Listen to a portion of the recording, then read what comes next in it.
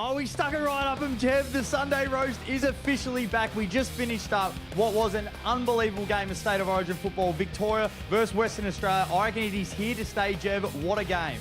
Oh, God, it's good to have the Sunday roast back to us. We talk Nick Daicos, we talk Ben King, Jacob Weering, Luke Jackson. You talk about Kath Lachlan. We talk Pregame entertainment. You know where to find us. At 100k Sports, Apple, Spotify, YouTube, Instagram, everywhere. Send, like, subscribe, send to a mate, listen, support us. Come on. Footy is back, Jev. Enjoy the episode. Come on. And now, 100k Sports and PointsBet presents the Sunday Roast. Welcome back to the Sunday Roast, the show that celebrates the winners and roasts the losers, the show that gives you all the best odds of the bet you weren't on but wish you were. It is a special State of Origin edition. Joining me as always, Darcy Ballard Dobe. How are you, brother? Jev, we stuck it right up him. It was awesome. Have a look at the Vicks polo. So I actually pinched this from the Legends game. I feel it's the only time I'll actually be able to wear it. Unless if we come up with our own little State of Origin, should we do like a gambling State of Origin? Should we get the best gamblers in Victoria versus another state? I'd just love to represent the state, Jev, and I've just been thinking, I'm like, how can we represent the state? I feel it'd be awesome. I feel a lot of people get on board. We versus the best people in Queensland, WA. I don't know. I think there's something there, Jev. But just off the top, we have to talk about the robbery last night.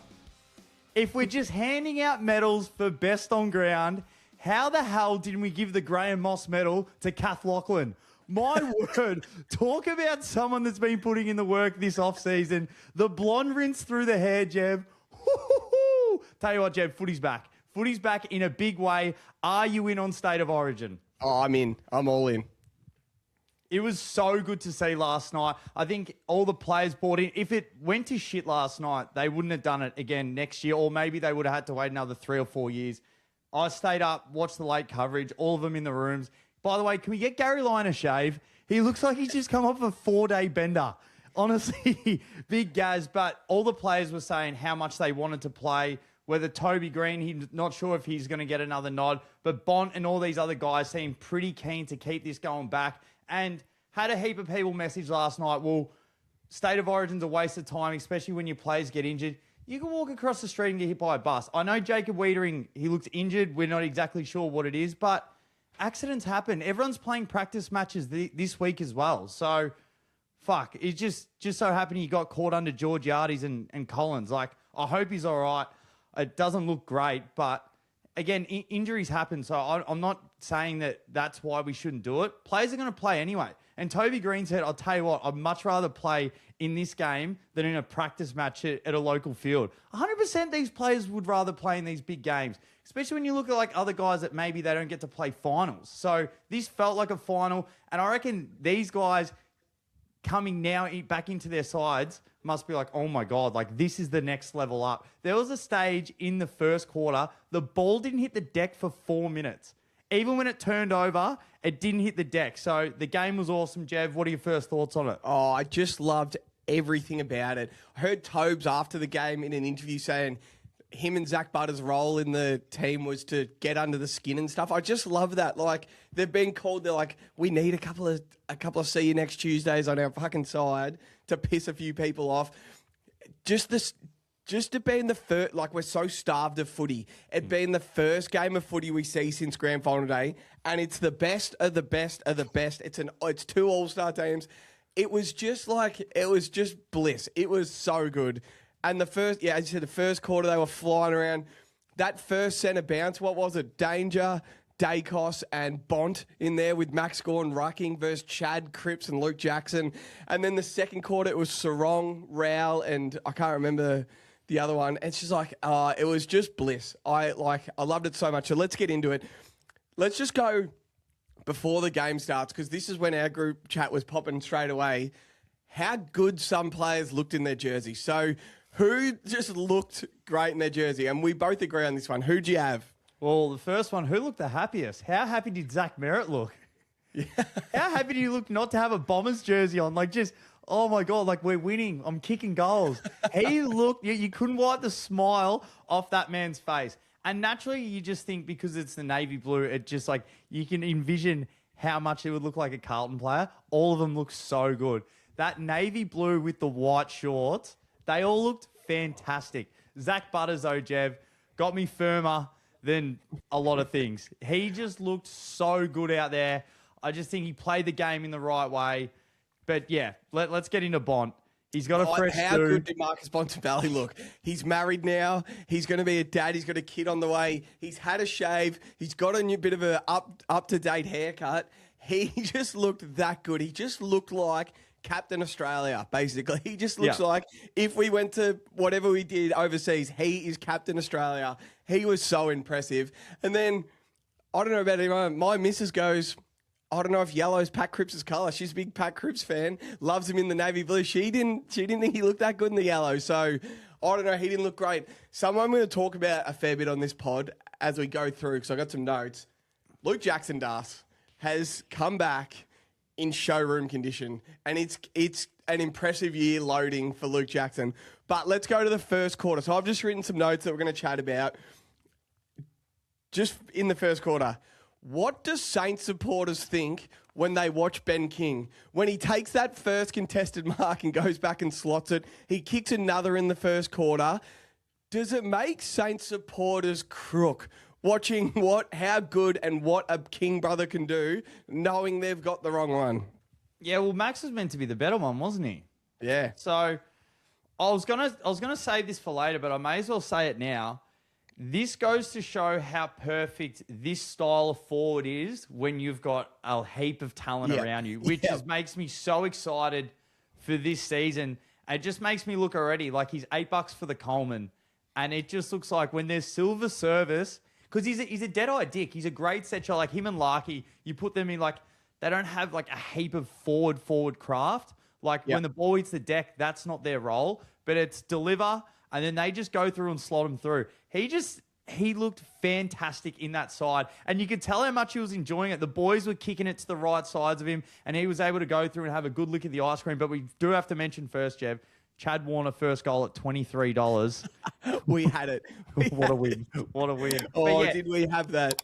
But how much do you reckon Ben King is going to flourish this season? Like when you just go from the forwards around him, so the front forwards, and then you just keep going back, the delivery on every single player, it could be scary this season, especially when he plays a heap of games up there.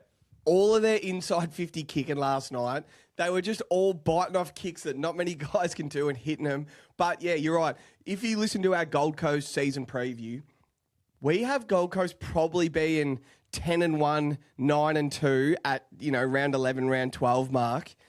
If they're 10-1, Ben King could kick, after 12 games or 11 games played, he could be on 33 to 40 goals easily, 35 goals. He's going to kick so many goals. And like the question on the King brothers is like, do they absolutely love footy? Like, do they just love it? If he's playing for Victoria, rocking up in that condition, he looked incredible. It's like, oh, he's in for a big year, Das. Now let's get my next note, the Jacob Weering injury. Just tell me your emotions. Just go through it. Just go through it all, and I'll go second. Well, I was actually taking a piss, and I could hear my phone out there just buzzing, and I could hear the commentary. I'm like, what's going on? I was mucking around the kitchen doing something. I was just like, oh, how good's this game? I come back, and I just see Jacob Weering pancaked on the ground, and I was like, oh, at worst, sorry, at best, like just be a concussion, but it looks like his shoulders come under it. It just feels like if there's one player you can't lose, you just feel so upset. You just like, because that is one player we can't lose. Like, we're wheeling out Lewis Young now. Like, this is Charlie, 15 goals, round one. Like, can you imagine how Charlie's feeling? Like, he's obviously upset that, like, someone he's played with a long time is like, oh, no. But he's like, this is going to be a field day. This is going to be a show day for me. But just so flat. All our Carlton group chat, it was almost more laughing than crying. It was just like, of course, Jacob Weering goes down. He just like, in a game where, yes, they're trying to impact the ball, but he was just like, he was never going to impact the contest and just got swept under it. And it just like you rewatch it, you're like, just let it go out of bounds. Like Collins he just got it so wrong, didn't he? He got it so.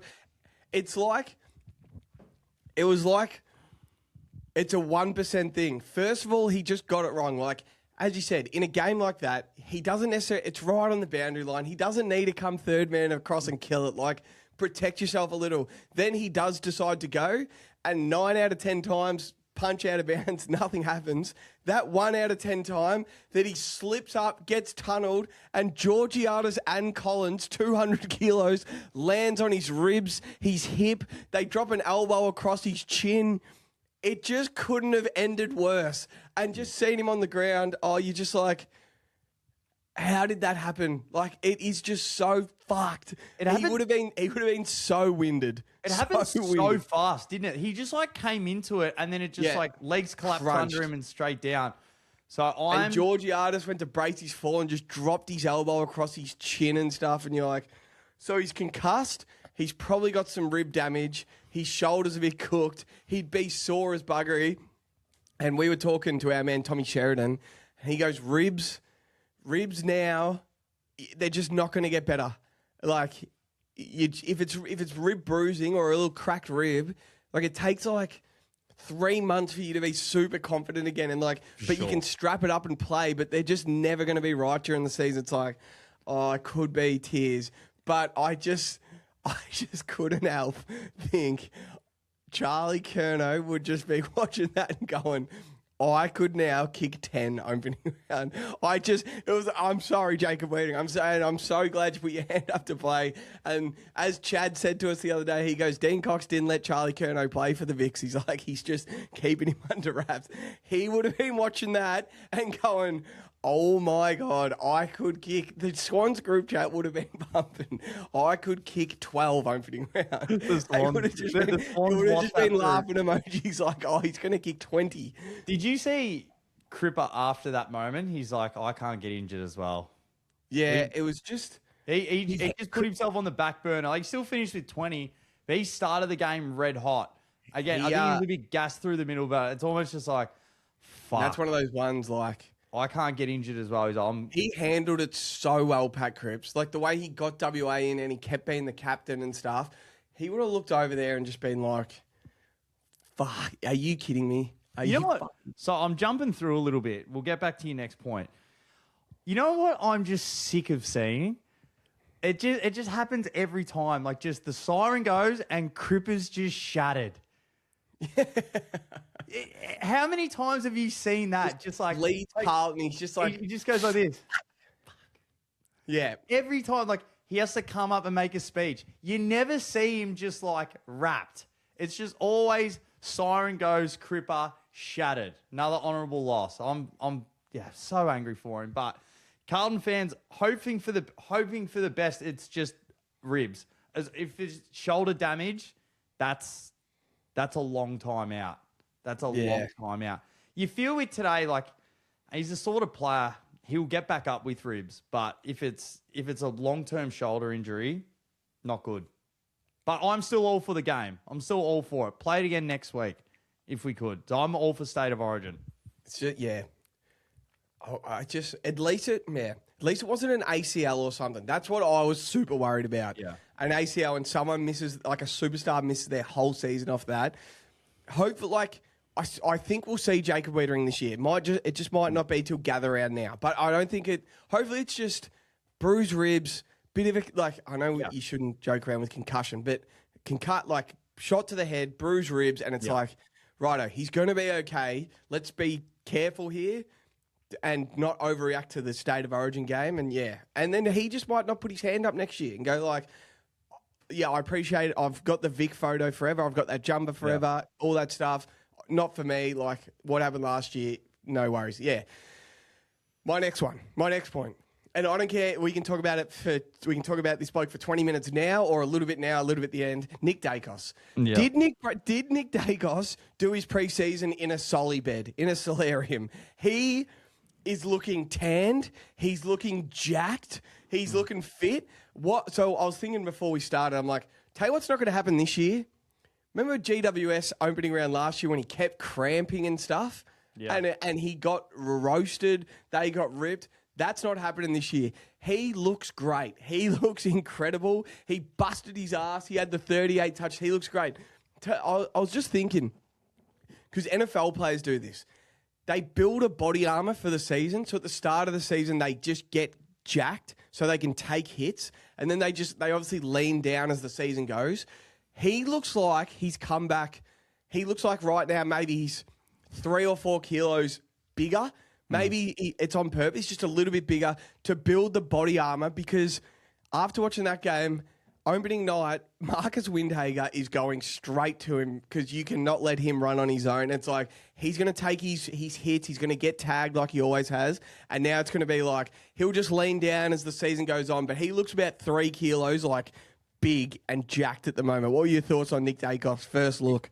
He's the best. He's top 3 ever of any player to play under 100 games in the AFL. He is phenomenal. You know, is it weird to say that he's come back so fit, but he also still looks proppy last night? Yeah, it's... Don't you reckon, like, he was still running at times where he looked a bit proppy? I can't believe how much he stayed out there. So here's a little bit Same. of a take I thought on it was one half.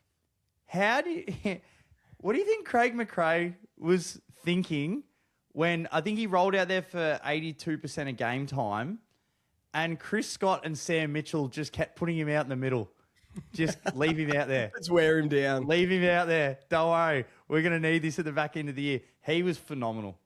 Like, he didn't have his best night by foot. Like, he turned the ball over a little bit. His ability to get to another contest is better than anyone in the comp. You just watch him. He wants it. He wants it more than anyone else. He will keep running, gut running again and again and again. He's phenomenal. When he gets a sniff of getting the ball going forward and he starts power running, and you can see him because he uses all his body to run, just powerful running. That tanned, he looked incredible in the Vicks jumper. It's like, oh, he's a gun. As you said, he's not even 23 yet. Like, it's a joke. We could be watching the greatest player of all time. It's a joke. And like, it's fucked. He deserved best on last night. He was best on. We'll get to that. How he didn't win best on. Oh, I'll go like, all right. So that's now let's get to the second quarter. Port Adelaide players trading who can have the worst turnover of all time. So Zach Butters in the first quarter, it was his first touch when he just started running and bouncing and going across wing to wing, and he just coughed it up. The WA players pounced on it, and then Georgiades just got into him, started a fight, built a bit of like spite in the game. It was great. It was funny, and Butters just didn't give a shit. He just got up and laughing. Then in the second quarter, Georgiades tried to hit one in the corridor, hit a 45 in the corridor, and kicked it straight to Bontempelli.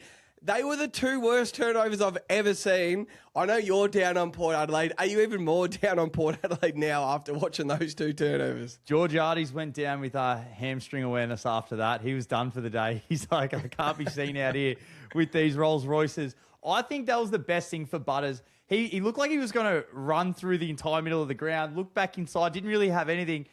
And then he was just laughing. And then as soon as that happened, he just went even harder. He just doubles down. He's my favourite player in the comp. I love by that. far. He's just so good to watch. He just gut runs. He just wants the best for his side. He's not selfish coming inside forward 50. They actually, like him, Daicos, Bond, they were all looking for each other. It was actually really good. No one was really just trying to kick the lights out of it. I think Port are going to have a rough year.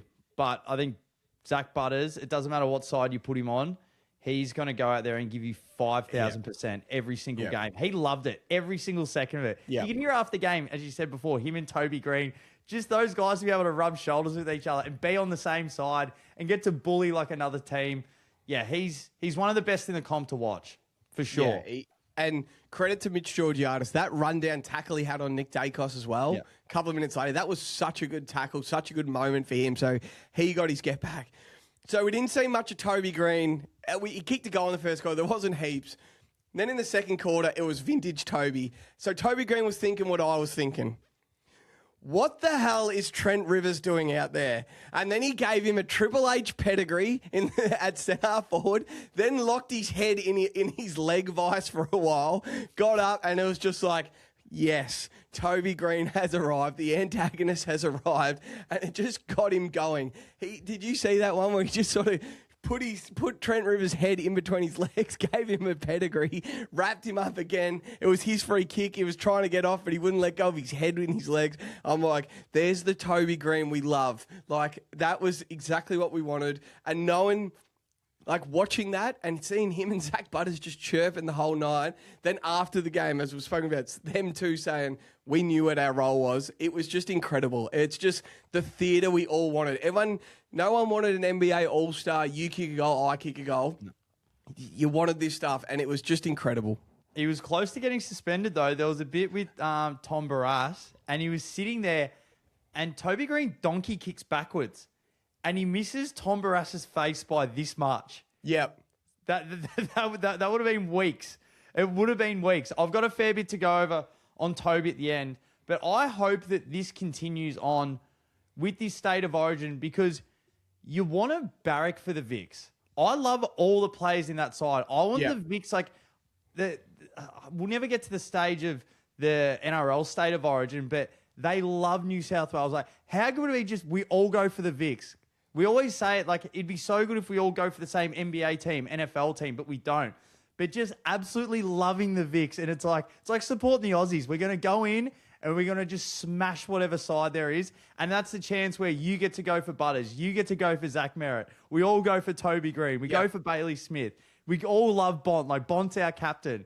I really hope it continues to kick off because it was so good. Just like, I'm rooting for all these players tonight. It was the best. And I remember when they ran out, I was watching Channel 7 and they sat down for their team photo and Kane Corns goes, this is the best photo they're ever going to take because they get to keep this jumper and cherish this photo for the rest of their life because they're the first ones to bring it back after 20 years or 21 years or however long it's been.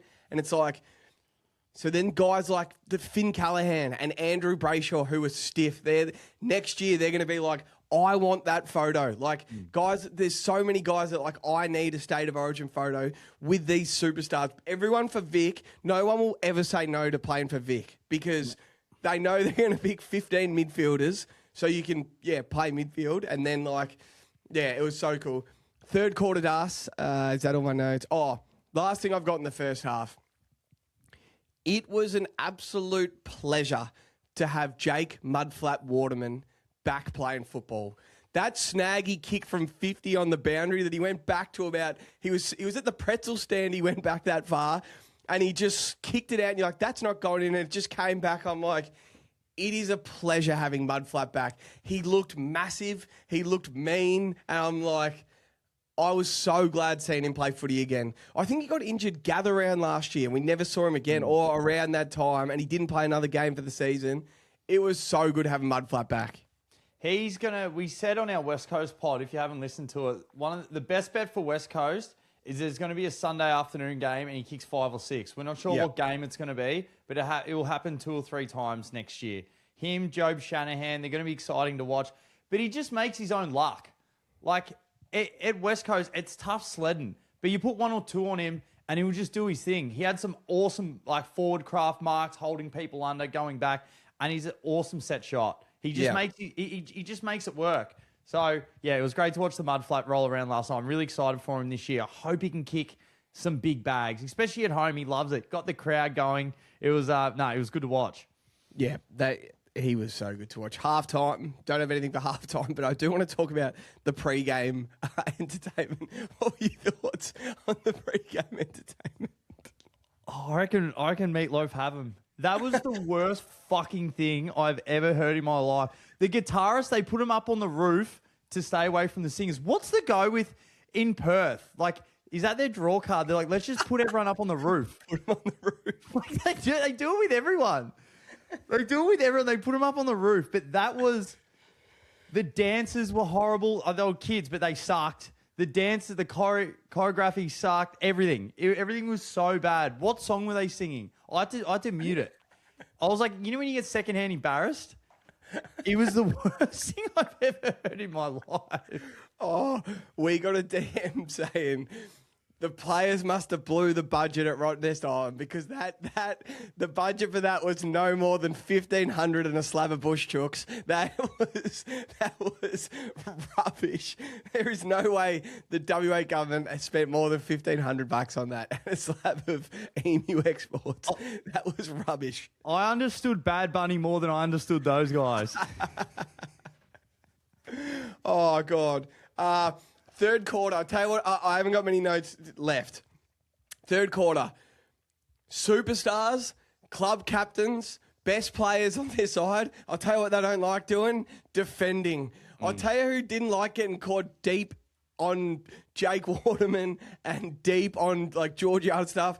Noah Anderson, Ed Richards, Max Holmes. These guys, Matt Rao was back there. There was someone else. These guys didn't like being key defenders at all. Like it showed the pecking order really quickly. And I'm like, I'm watching Ed Richards deep on Jesse Hogan, and it's like, or Aaron Norton. It's like, what is going on here? Like it was just there's a couple of positions you're like, oh, at least I know Tim Gossage spoke about this. WA picked a team where they filled their positions, and like you saw Lawson Humphrey out there, but he is a back pocket in the position he plays. Or you saw, Trent Rivers. I know I was giving him shit, or Will Powell and stuff from Gold Coast, but these guys do play those positions for their club. Watching Anderson off halfback, Ed Richards and Max Holmes play back pocket on a key forward, you're like, oh, they don't want to be there again. They do not want to be there again. Nah, they were talking about before the game. They're like, I think Real Anderson, I can't remember who else, maybe Bailey Smith. I think they started on the bench, and they're like, this is a wild bench. But yeah, when you're in the Vic team, it's like, sorry, boys. But they all got their chance. They all got to go in the midfield. But yeah, I've got something on a few of the players a little bit later in our topics. But yeah, pretty much highlights exactly what you said. A few players are like, this isn't what I signed up for. I don't do this role in this side. But yeah, it was interesting. But they just backed themselves at how good they are when they do get the ball. And then they just push forward. But yeah, there wasn't a heap of one-on-one defending, was there? When Cozzy Pickett, dived into Anderson's back, he, shot himself like a cannon and dived into... Anderson just turned around, he's like, what the fuck are you doing? That was funny. Yeah. And then the last one I've got. Nick Daicos had two of the worst turnovers in the fourth quarter, trying to bite back kicks into the corridor. He nearly cost the Vics. It got WA to within, I think, did they get to 6 points? 6 points. They got to within 6 points. They were two of the worst turnovers I've ever seen. And then he did not chase back the other way. And you're like, I'm just thinking, get him off. He's cooked and he's biting off kicks. That fourth quarter got exciting. When WA kicked a couple in a row and you're like, oh my God, here they come. Can they pinch this? Vics were super professional after that. But yeah, that's about it. All I've got to ask. So I'll get into that point, exactly what you said. This is what really spiced it up. Daicos kicks him board. Lawson Humphrey, that got beaten one-on-one a fair few times against Toby Green. Credit to him. Comes over the top and spoils Toby Green. Gets it back. It's 18 minutes to go this time. Looks behind. Nick Daicos is caught out on that far side of the wing. And again, he's probably been running up and back the whole time. And he just says, nah, I've got ya. Takes him to the cleaners, burns him, and kicks it to Jesse Hogan. Jesse Hogan kicks his fifth. And there's only 6 points in it. There's 6 points in it, and there's a heap of feeling. And then this is what won Lockie Ash the medal, Jev. There's 13:42 left on the clock. It's deep inside the Vics defense. Ed Richards gets it. He handballs to Lockie Ash, sells a bit of candy, gives it to Tristan Jerry. He gives it back. He turns around, and there's Luke Jackson chasing him like that football belongs to Mr. Gilmore. And he's like, no, thank you. He runs, takes 2 bounces, butters him board, then hits Paddy Dangerfield, gives the ball to Daicos. Daicos gives it back. And then Danger kicks the goal, which absolutely ices the game. There's a 14-point buffer after that. But let's get into the medals now. I think Jesse Hogan was the fair estimate for it. If he kicked 5, I thought he played great. He had some great forward craft. The defenders were really good on the night.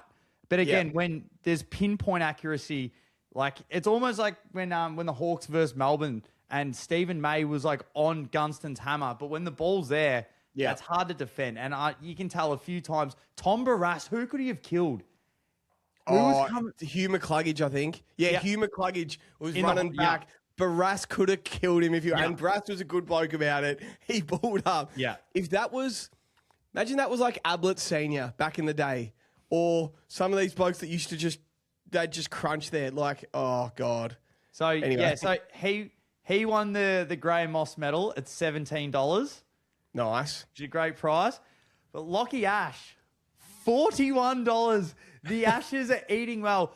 To be fair, I think he played really well. Watching, I thought he broke the lines. Like 25 disposals, he had 9 intercept possessions, 88% efficiency, and 7 score involvements. Yeah. Off the half back line watching, I was, He was like, good. I was like, yeah, I thought he was great. Looked fast. He looked great. Yeah. He looked really good, but it was Daicos, then Bond, then Butters. They were the best on. You know why he didn't get it? It was in the first quarter. Nick Daicos got a free kick downfield for a little bump. He curled up. Ted Whitten threw up in his seat. He said, that is not the Victorian spirit. I'm giving it to anyone but. He's like, I need a Victorian to have their moment. And I reckon that's why they gave it to him. It was a game on the line. He broke it. He broke the game open with that play. That's the only reason why I can think why they gave it to him. They're like, who's going to have their Victorian moment? And that had to be it. I'll tell you who the happiest person on earth is, Das. The Asher family? No. Nick Daicos' misses. Because the bloke always comes second. He would have come second in the medal, second in the Brownlow 2 years in a row, second in the BNF. That guy comes second, and there's only one person on earth that's happy about it, and it's his missus. The Collingwood fans aren't happy about it. No, the whole world's not happy about it. He is a bridesmaid, never the bride. He just had to be best on last. 38 touches when the rumours were he came in with he's been having a few niggles in training. His foot's still a bit sore. He's having calf niggles and all this stuff. He was only supposed to play a half. 38, as you said, 80% game time. He was the best player on the ground, wasn't he? He was the best player on the field. Oh, God. No one covers the ground more than him. Some other odds. So we could only get Nick Daicos for 30 disposals at $3.75. Bond for 30 was $9. Lockie Ash for 25 disposals was $4. Ben King for $4 was $6.25. We could only get Jesse Hogan for 4 goals, which was $12. And yeah, again, Jesse Hogan for the medal, 17. And Lockie Ash for the medal was $41. So the game was played really well. I enjoyed it. We didn't know whether disposals were going to go up or down. Again, depending on game time, I thought most of the midfielders were probably only going to play like 70% game time. But again, they pushed it up pretty high. So unless if Nick Daicos got told, all right, you're going to have a couple of weeks off now because they're not playing opening round. Yep. So it's like, let's get a really good... They are. They're playing the Saints at the G. Oh, they are too on the Sunday night. Yeah. No, he won't play till that game. He'll just be... That was the perfect hit out for him. Yeah. Just get him right for that game. It's the perfect time of the year. Again, you can't have in the middle of the season when points are up for grabs. Yeah. But every player... Now, all practice matches are this week. So there's no better time to go out, have a really good hit out. And as Toby Green said, he's like, fuck, I'd much rather play in this game and have a crack than...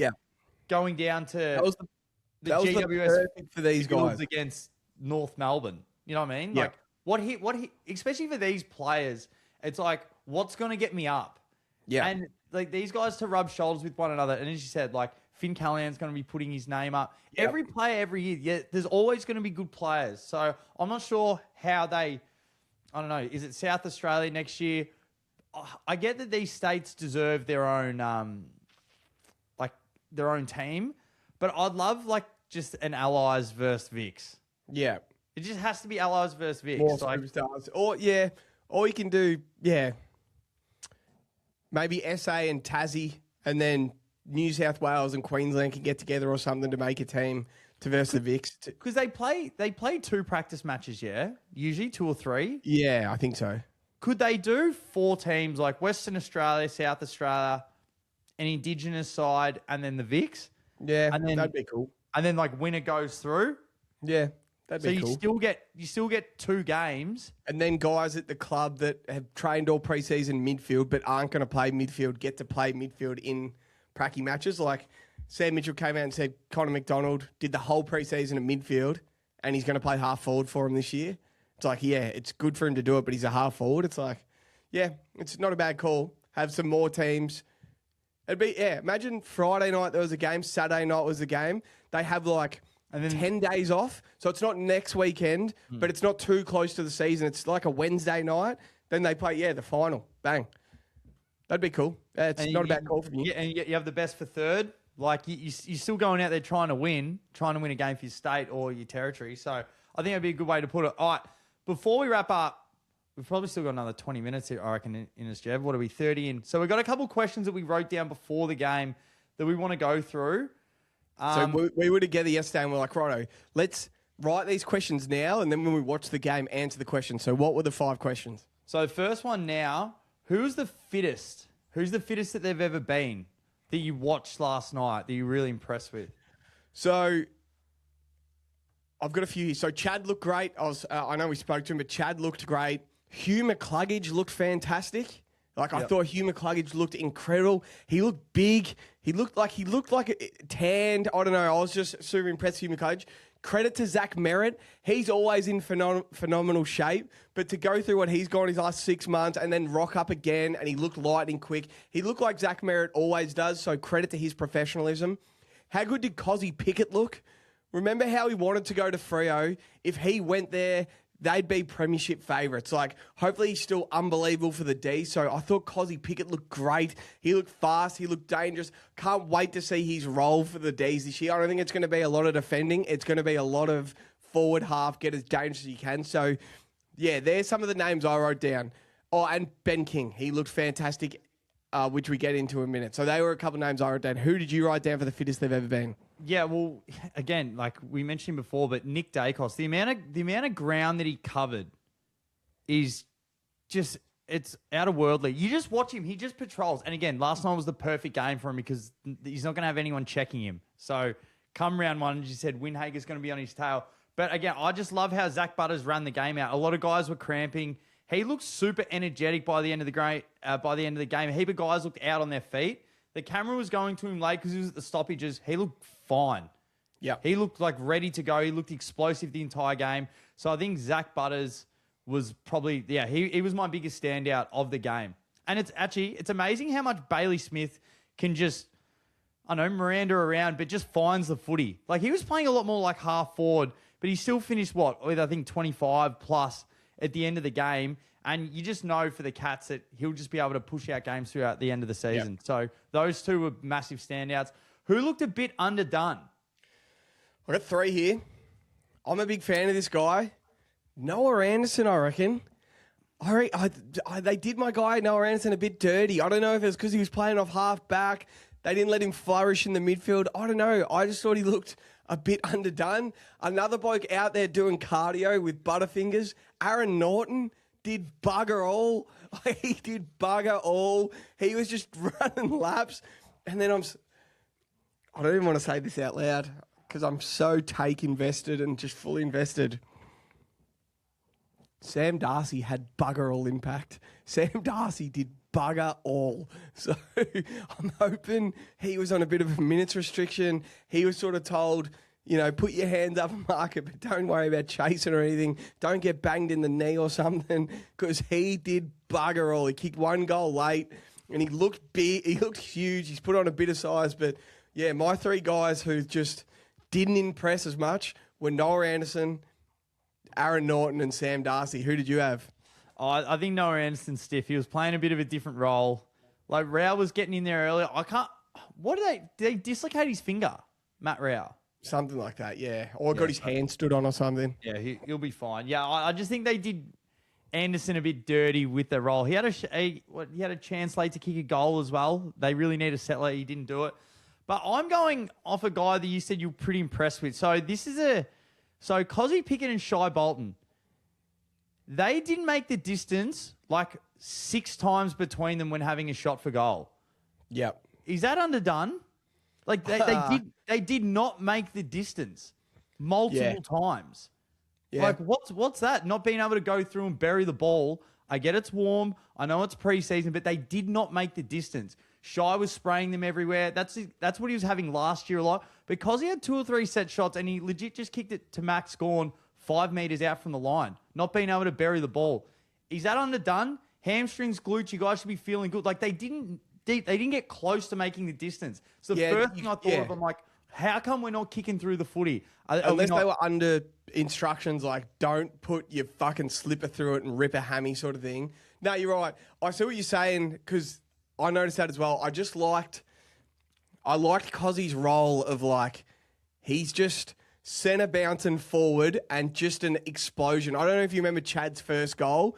It was Cozzy clearance. Then he followed up again, got the ground ball, got it down there, and eventually to Chad goal. And then like they had to put Blake Hardwick on him, and he was just sprinting through forward stoppages. And you're like, I'm so excited to see what it's going to look like this year. No more Petrarca and Oliver at Melbourne. It's gone and it's Cozzy, and they go as he goes sort of thing. And you just know he's not going to defend much. But you're right. They weren't, Shy Bolton, like last year at Freo, he could have buried 20 more goals. And then again, he had a chance to kick a couple more. Yeah, I hear. You got anyone else? No, they're just the two. Again, a lot of guys are playing different roles, but that's just one thing that I noticed. It's like, how come we're not making the distance from 40 metres? I think it was a perfect night. I don't think it was too blowy. Yeah. It's just one thing I noticed. Like, they just weren't kicking through the footy. So, I don't know. Are they sore? Are they tired? I've got no idea. Next one we've got here, Jev. Who bolted up the Brownlow board for you? Who's someone that you're looking at? Yeah, all right, go. Hit me. Ed Richards is just a gun, Das. He's a gun. They had him, like, he was like the 15th seed midfielder. They had him playing off half-back and stuff. He still had his impact on the game. Like, he didn't get that midfield time that a lot of other guys got. He's just a gun. But the midfield hype is real, Das. Luke Jackson looks like he's going to be enormous this year. We have him in our PointsBet bet slip at 500 to 1 for the Brownlow. Yeah, Has these odds changed at all? Nothing changed last night. Nothing. I'll check while you look. But I just wrote down Ed Richards is just a gun, and everyone knows it. I'm just like, as I said, he was the 15th seed midfielder. He was playing off halfback. He was playing deep on Aaron Norton at times, and he still just like had intercept marks, played like a halfback should. I was super impressed with Ed Richards, and Luke Jackson is in for a big season. If I'm a Freo fan, I am licking my lips at Luke Jackson. Do you want a normal answer? Do you want Butters, Bont, Daicos? Or do you want a bit of substance here, Jev? You go whoever you want, big fella. Toby Green at $501. I'm serious. Only 66% game time, 18 disposals, 2 goals, 2. He had the most marks on the ground with 11. He was getting up the ground.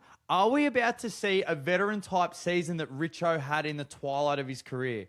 There was word out this week on a few of the pods that he's going to be playing a lot more midfield, and they're going to get him back right into the middle of the stoppages like he did when he was younger. He was able to go in the midfield and he can find his own footy. How good did he look last night? Yeah. He can body. If he's able to... So his forward craft work, and again, imagine having to play on like a Blake Hardwick or a Braden Maynard. You know, just those stoppers every single week. But if he was able to go into the midfield and have another 5 to 6 clearances, how much better does that make his game look? He looked phenomenal up and down the ground. They were using him. He was biting off really good kicks going inside forward 50. He's at $501. I just backed him. I had a 5 on him for you. So Luke Jackson's gone to 250 to 1, which is great. So I back that. Now I heard, and Kane Corn spoke about this on Fireball. Toby Green last year still had a good season, but he just gets like Blake Hardwick's role is to stick to him like glue, and he just gets like, he's like playing centre half forward and Braden Maynard and like Dane Rampy plays on him like glue, and it's like, it is just, he has to work so hard to have impacts on game. I love the idea of him being a midfielder, and because he's such a smart footballer, little 5-minute burst, then try and get yourself free going forward. Go and, be the link-up man as they're going forward, and then do the Ollie Dempsey and see if you can get yourself out the back in the goal square on a winger or something. I love that call. He looked, because he had off-season surgery on his glute, I think. He got married in the off-season. They said he was a bit underdone. He looked great. He looked fit. I know he's the ultimate professional, but loved what I saw from Tobes last night. Yeah, $501 is an awesome price. Who are you crossing off the Brownlow? Who is not winning it? I think you know what I'm going to say here. Caleb Sarong, Das. In a team full of absolute superstars, I just don't think he's on the same level. But I've always thought this. I think he's closer to the 20 to 25th best midfielder in the comm than I think he is to the 7th. But I just watch these guys and I just think they've got so many more tricks in their bag. I just think they're so much better than Caleb Sarong. And it might be my bias against him, but goal. He ended up with a goal. When I wrote this, he didn't have a snag, but he ended up kicking a goal in the last quarter. Good on him. But goal kicking mids everywhere, and like he wasn't kicking one, but he ended up kicking one. I cannot believe he signed until 2034. Like, I cannot believe it. I just don't think he's the guy you signed that long. I think his game is a bit of, it's Tom Mitchell.